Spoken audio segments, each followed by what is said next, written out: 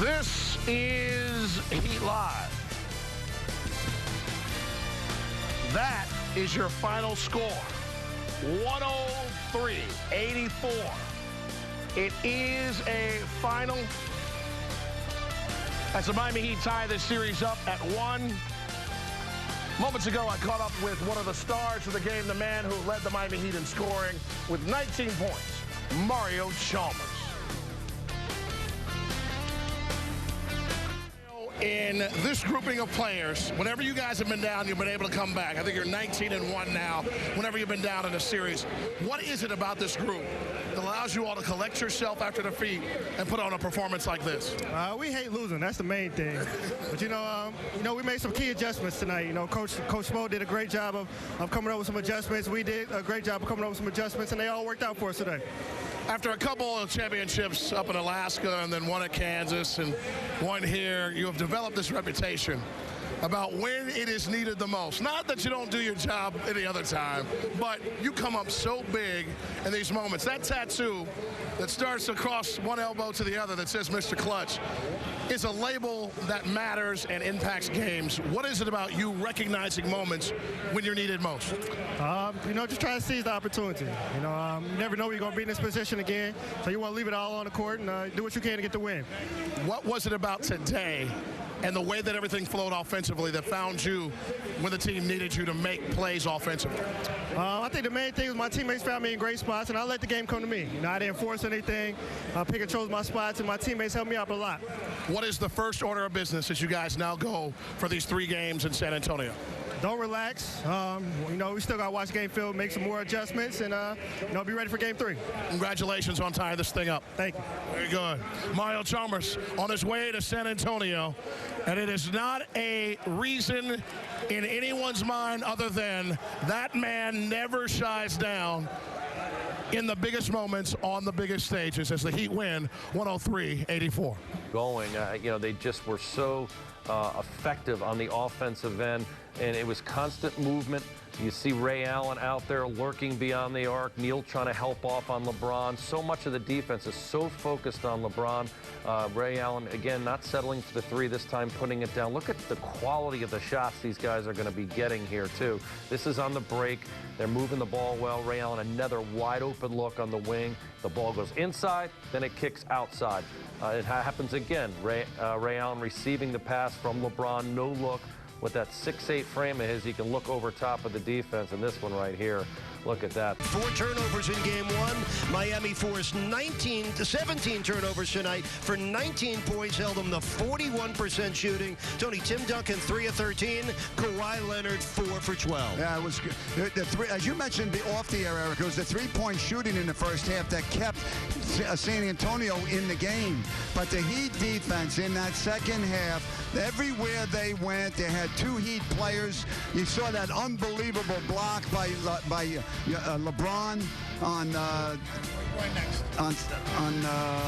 am I talking? Oh, on Splitter, and that started a fast break at the other end, and then Allen made the 3, and then LeBron followed it up with a dunk. I mean, it just kept escalating. The crowd was unbelievable.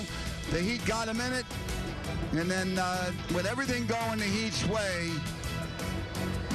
Tony, I thought this was the poster shot of the Heat second half domination. Roy Hibbert, take that! Roy Hibbert like LeBron meeting Splitter at the Summit. He squashed the dunk.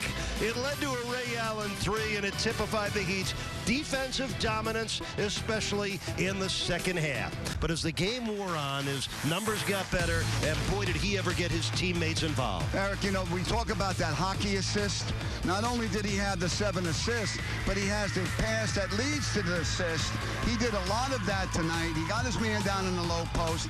The Heat are very successful against this team when LeBron gets in the low post. Even if he doesn't score, it allows his teammates to get on the boards. He passes passes it out of the double team. Guys get easy shots. It gets the defense out of sync so that the Heat can get in there and get those 9 offensive rebounds. They can get those 14 second chance points. But there's that pick and roll that we talked about in the second half. The Heat ran it to death because San Antonio had no answer for it. And when they tried to play both of them, you see the Ray Allen J in the corner. It really was a beautiful thing to watch. Mike Miller making the J. You know, after a while, Eric, everyone wanted LeBron to score, but you saw his scheme getting everybody involved in the game. He still wound up 7 for 17 to 17 points. You mentioned the rebounds, the assists, the steals, the block shots. The best player on the planet did what he had to do to give the Heat the win tonight. In setting the night, Tony, his second best scoring game of the postseason this year, 19 points. He went 4 of 5, actually 2 of 4 from three-point land, and did not commit a turnover in 35 minutes. 4 rebounds. I thought he was the second most consistent player in that Indiana series next to LeBron. And tonight, he was unbelievable. While they overplayed LeBron, he took Parker off the dribble. He got into the lane, as you saw. He made some jumpers, as you mentioned. And boy, they had no answer for Mario Chalmers tonight. He got the better of Parker, no doubt. Yeah, Mario Chalmers outscoring Tony Parker 19 to 13. Obviously in spots where you like to flip it up and let it go down. Well, they're pretty good. I mean, obviously they've been really good defensively on our shooting. But when LeBron's attacking and doing his things, it just opens up shots. And, you know, he's the reason he's, you know, won 4 MVPs. And he makes the game so much easier for the rest of us, and it's on us to make shots. It's interesting. In terms of football, are you more of the quarterback thinking an offensive lineman, or are you more of a receiver thinking your quarterback? Well, LeBron looks more like a quarterback, so I'm going to say a receiver. A receiver thinking his quarterback. the setup nature of what he does, baby. Here we go. To do some things to really buoy the offense through attacking. Yeah, he put the ball down on the floor, and he saw that, again, he had mismatches. I think he took it personal when they put Boris Diaw on him. I mean, he's like, that guy can't guard me. I'm going to the cup. And he's developed this little floater where he's getting in the dotted line area and able to finish. And here he's creating for Rio again with the penetration. So when he starts making this mid-range jumper and getting a little bit more comfortable, knocking that one down, you know, the sky's the limit in terms of even more point production from him. But look at the assist number that he put up here this evening. Let's get into the locker room and listen to the co-captain, number 3, Dwayne Wade. You know, we just played Miami basketball. You know, we played everyone collectively, got involved in the game. My energy was high. You know, we felt that, you know, game 1, we played good for 3.5 quarters, and they just played better than us in the 4th. And we wound up sneaking and winning the game. So today we couldn't let that happen. And, you know, our bench came in and did a hell of a job. You know, Mike and Ray and Bird and those guys did a heck of a job tonight. I know you're not into answering the behind-the-scenes injury questions, but tell us what happened out on the court with you looking like you tweaked your knee a little bit at one point. No, I didn't tweak my knee. So can you share? No, I don't even know what play you're talking about. What play you talking about? The one where you limped off of the basketball court. You talking about Ginobili jumped on my ankle? That one. Just, you know, basketball play. My ankle got caught up at the bottom of his attempt to get the ball, but I didn't tweak my knee though. Before this game, you said you got to change something. Do you feel like you personally were able to change enough to feel like you had a game tonight? Yeah, it came out very aggressive in the first quarter. You know, as you start to get a rhythm. Points and 10 rebounds.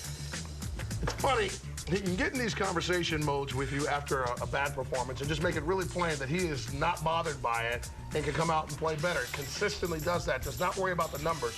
But when he has nights like this, John, these are W nights. Yeah, these are. I mean, it's so important from an attack mode that he is effective, or at least looking at the basket aggressively, and he got into a good rhythm making open mid-range jumpers here. You can see he wasn't out beyond the arc. He was in range where he shoots and makes those regularly, and he really rebounded the ball well. I love the way he got on the glass, had 4 offensive rebounds. I talked to him after the game. We interviewed him on the radio, and he talked about, I just needed to be aggressive. I really wanted a big game. I like his accountability. He said, hey, look, I'm not happy with the way I've played. I'm going to come out and really lay it out there. And I thought he did an excellent job of that here. All the Heat got together. They got together. They got hyped today. Throw the rock in the air and pop it like you just don't care. Woo! First quarter, Mr. Green. Trifecta, you betcha. He had 17 in this game. Another 3. This is 3-peated. Yeah, I said it. 5 of 5 right there for Green. And then John Crotty, Dwayne Wade in the corner and also working it inside the paint. Starting to heat up. D. Wade attacking the basket off the dribble. Little Euro step around the shot blocker. Tim Duncan had 4 points and 3 assists in that quarter. Nothing soft from Wade there. 22-22 after 1. And then Bosch looking for Bird. Kravitz in the boot, Birdman. Oh, working out of the Bird box. And then Mario Chalmers, John, was magnificent. Yeah, he was. He was really aggressive with that probing dribble, getting inside the defense. And look at us getting open in the vision of D. Wade on the penetration, catching one of 2 triples for Rio.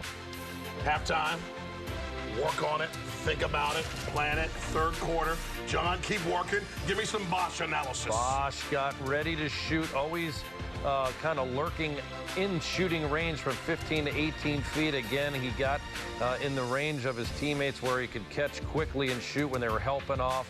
I love the way Bosch stepped into this game. Green sneaking in right there. Spurs up 1. Then the run. First Rio. Little and 1 basketball. He had all 5 of his free throw attempts. And then Ray Allen. Why are you so nasty? My goodness, 3 of 5 went in from 3. Then LeBron. Off the screen. The dish from Rio. How would it even get that in? 2 assists from Rio. This is 3-licious. Did you taste it? Open up and say, he hit 3 of 3 from the land of milk and honey. How about Rio? One more. Thank you, Rio. Needed a breath, too. Good Lord. Can we go to the fourth quarter? You want to go? I think we should. Are you with me? Let's do it. Finish it. LeBron James hit 7 of 17. That is one of them there. And then Mike Miller in the corner. I love when he puts his hand up. Listen to that. Schmuckums. That's how that sounds every single time. And then some defense right here. Chalmers rejection. Let's go the other way. All the way. LeBron had 17 points. Those weren't easy. And then the All My Sons. Move up the game. Move out of my face. Viva Brazil. Vamonos. Diego. Uh-oh. Look at that. Uh-oh. Oh, my. That 3 is blocks just in the game for absurd. LeBron James, who sized it up, went up. Look how far he's under the basket, too, almost hitting his head. So Splitter had the whole momentum there, and LeBron still able to finish. And look at this getting out on the break off the Miller steal. And look at a little authority there getting the fans going. He was all fired up right there, a little booty bump. Should've That's been. nice right there. High fives for everybody. And I need a bus driver for the Spurs. Yeah, off they go. Off they go. Second peek, when we doing this thing again? How about Tuesday? 9 o'clock on the ABC television network. Cronny, you're gone off to San Antonio. See you later, son. You're back for Game 5 on Sunday, though. We will have the coach, Tony Fiorentino, sitting in, breaking down, doing some analysis. He's going to do some Jeremy Vision. I can't wait to see that. That's going to be something else, baby. That's always good. Once again, our final score, 103-84. The Miami Heat up by as much as 27 in Game 2. Win the game by 19, and they do it with a little bit of everybody. A night in which the only guy for the Spurs was Mr. Green, as he was perfect from the floor, 6 of 6 from the floor, hitting 5 threes for 17 points. But then that was all, because LeBron, UD, Mr. Bosch, Dwayne Wade, Mario Chalmers, Mike Miller, Ray Allen, Chris Anderson, Norris Cole, and everybody else got on the floor and provided a team victory that allowed this team to absolutely explode on both ends of the floor. Could have been the penetration from Dwayne Wade, the wonderful, explosive team-leading 19 points from Mario Chalmers, or just the mere greatness of everybody that was on the floor to get the victory. For KQ, E. Reed, the coach, Krotz, I'm Jax. Good night.